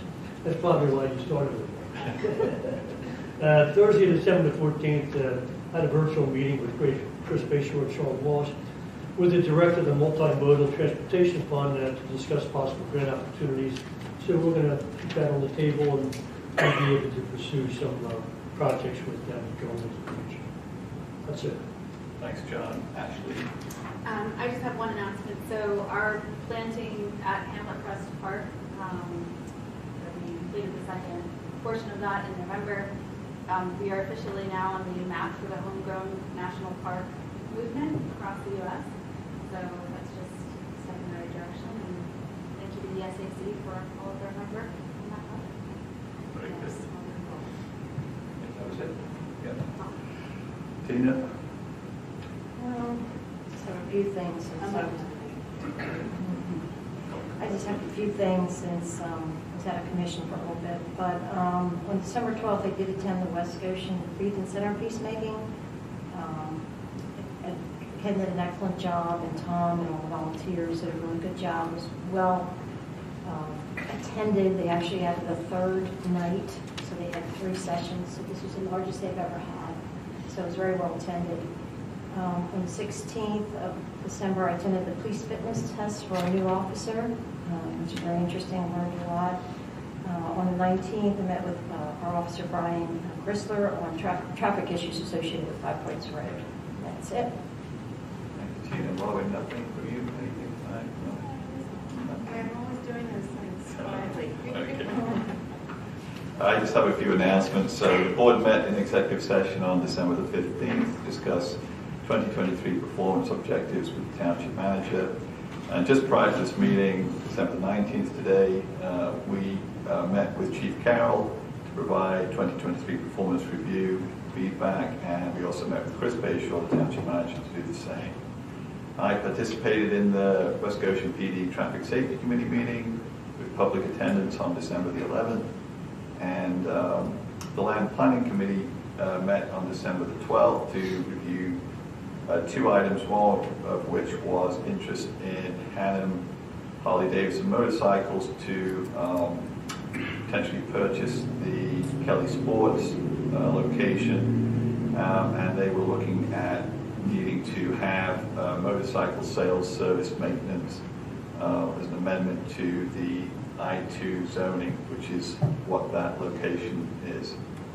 And the other item was a review of the RFP responses for zoning ordinance update, and the Land Planning Committee approved 2 bidders to move forward to the Planning Commission for further review in January and February. Any questions for the board? Very good. We'll move on to agenda item number 16, 15, Township Manager's announcements. Chris?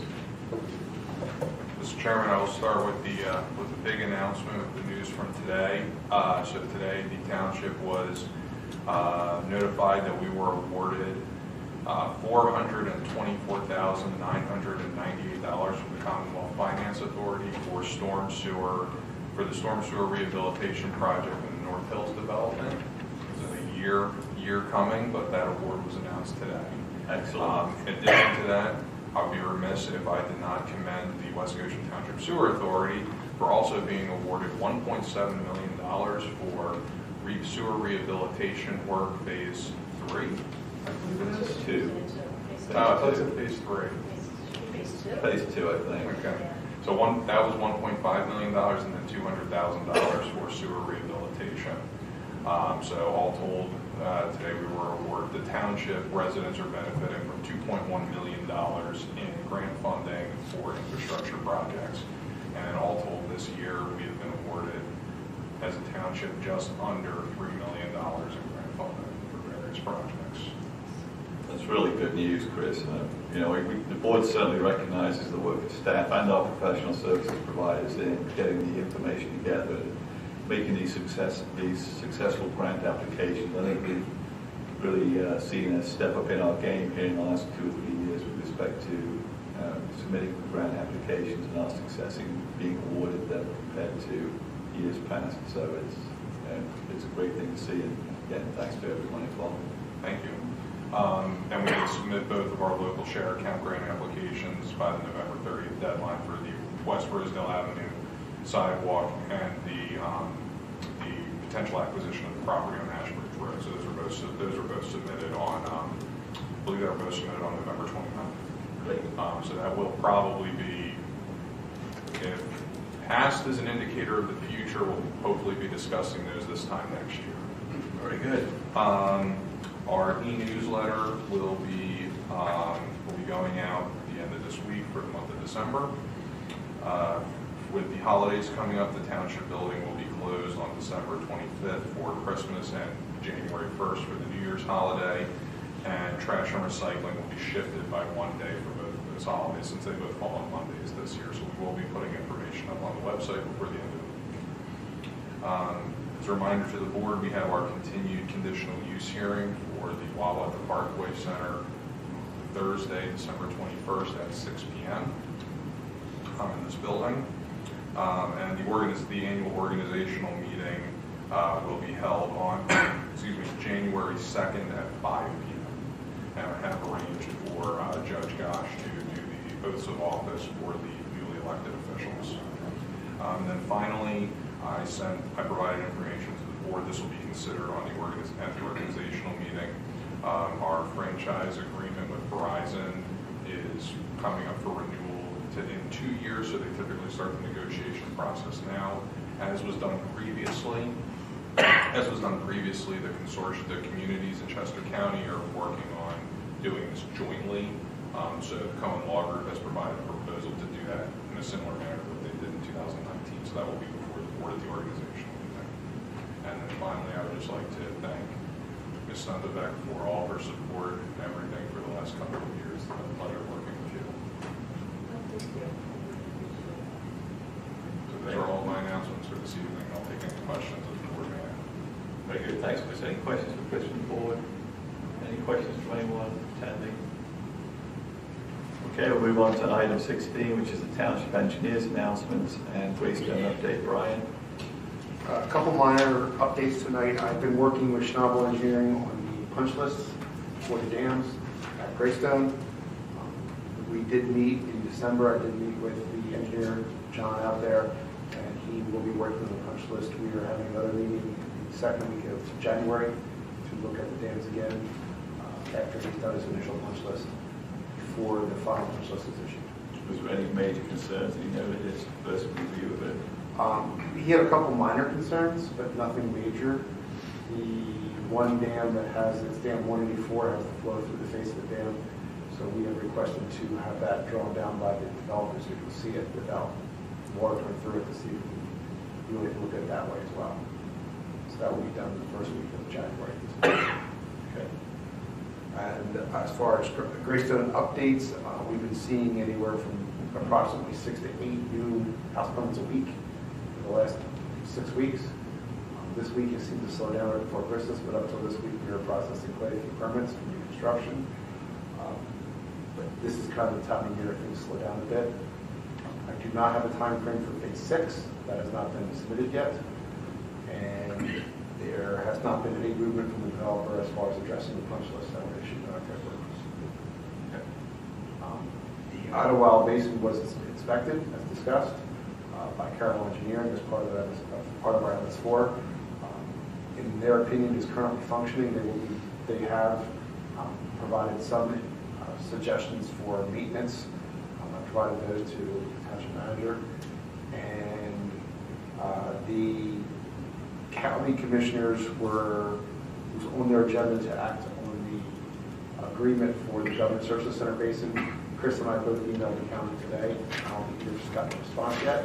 I got an automatic response back from someone, so. It was on the consent agenda. There's no reason, it had gone through their meeting before their sunshine meeting, so it was approved. It just had to be on the consent agenda, so I'm assuming it was approved.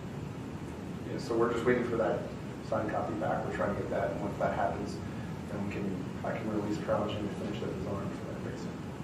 Okay. Any questions for Brian? Anyone attending with a question? Thanks, Brian. Appreciate the update. Agenda item number 17, zoning officers announcement. Mr. Chairman, there's no new information regarding the zoning hearing board besides they met on November 27th to hear the application for Brandywine Valley SPCA. They have not rendered a decision for that.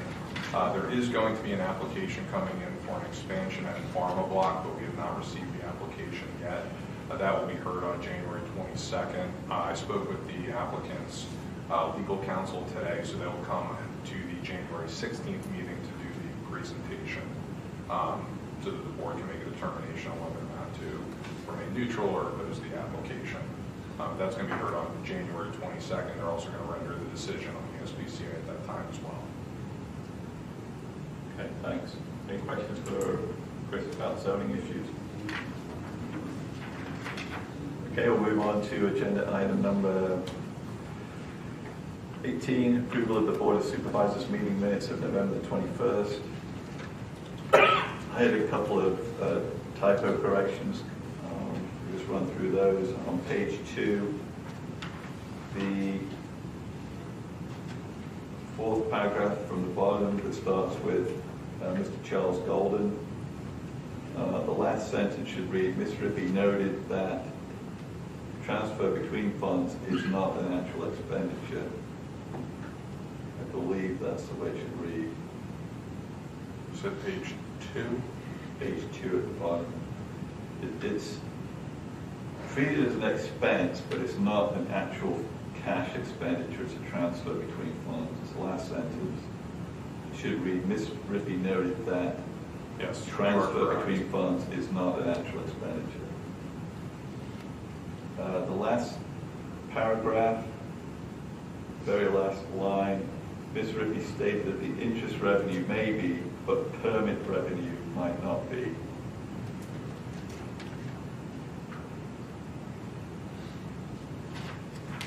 Page 3, in the middle of the page, paragraph starts Margie Swart.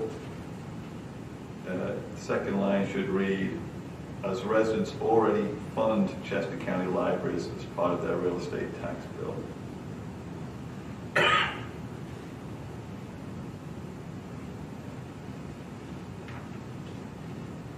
On page 4, middle of the page, paragraph that starts, Ms. Rippey should say, provided an overview of the capital reserve fund.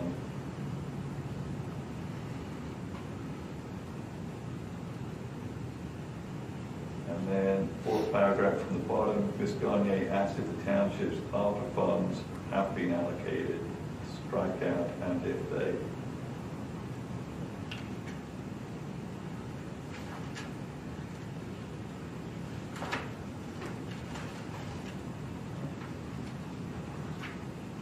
Page 10, second paragraph, middle of the paragraph, Mr. Walsh announced that he participated in the Sustainability Advisory Committee. Thank you for indulging me in those updates. Is there any other updates from the board? Corrections? Okay, I'll make a motion to approve the meeting minutes of November the 21st, 2023. Is there a second? Thank you, Ashley. Is there any board comments on the motion? Is there any public comments on the motion? Okay, we'll take the vote. All in favor say aye. Aye. Is there any opposition? Hearing none, the motion passes 5-0. Agenda item 19, approval of the Treasurer's report dated November the 30th for the General Fund, the Sewer Revenue Fund,